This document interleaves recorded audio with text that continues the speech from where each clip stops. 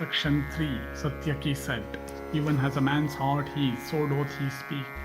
Thou art speaking in strict conformity with the nature of thy heart. There are brave men, and likewise those that are cowards. Men may be divided into these two well-defined classes. As upon a single large tree there may be two boughs, one of which beareth fruits, while the other doth not.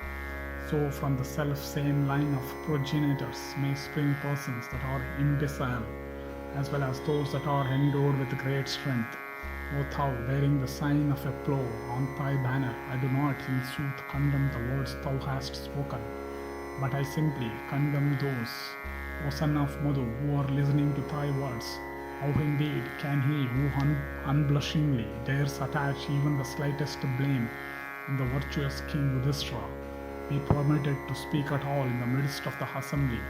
Persons clever in the game of dice challenged the magnanimous Yudhishthira, unskilled as he is in play, and confiding in them he was defeated.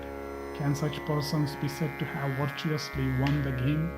If they had come to Yudhishthira while playing in this house with his brothers and defeated him there, then what they would have won would have been righteously won, but they challenged Yudhishthira, who was bound in conscience to follow the rules observed by the military caste, and they won by a trick.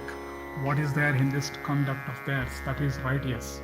And how can this Yudhishthira here, having performed with utmost the stipulations entered into by way of stakes in the play, freed from the promise of a sojourn in the forest, and therefore entitled to his ancestral throne, humble himself, even if Yudhishthira coveted other people's possessions, still who did not behave him to beg?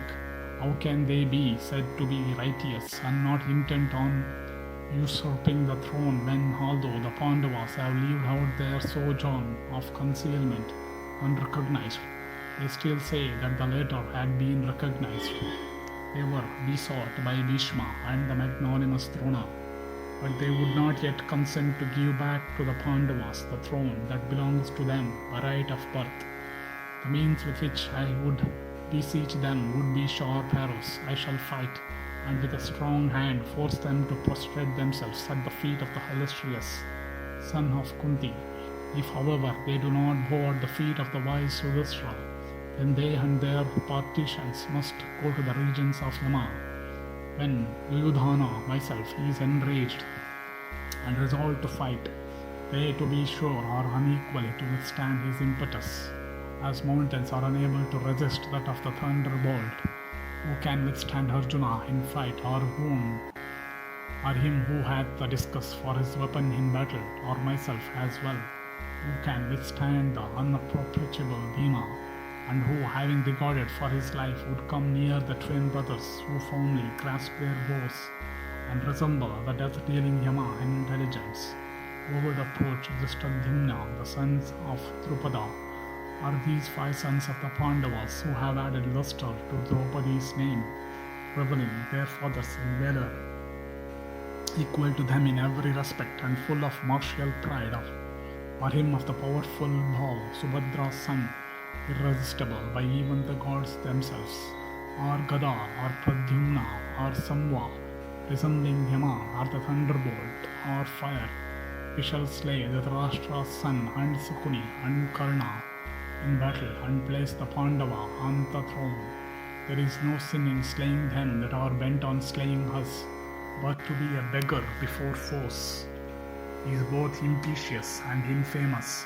I ask you to be diligent in doing that which is heartily desired by Yudhishthira. Let Pandu's son get back the kingdom resigned by Dhritarashtra.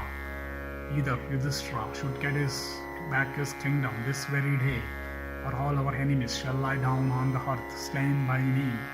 Thus endeth section 3 in the Sainyodyoga Parva of the Udyoga Parva.